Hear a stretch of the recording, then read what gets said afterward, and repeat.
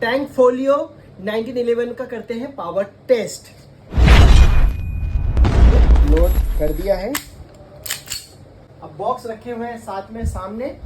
मैं एक एक करके फायर करता हूं और फिर बॉक्स का क्लोजअप देख लेंगे एक बार।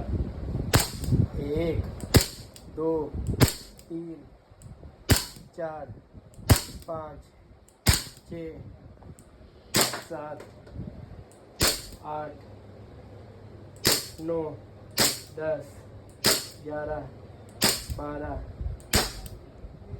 दोस्तों देखो 12-13 राउंड हो गया। मैं कैमरा वाले भैया से बोलता हूँ एक बार पीछे बॉक्स को हटा के देखो कहाँ तक पेनिट्रेट हुआ है। पीछे का भी दिखा दो।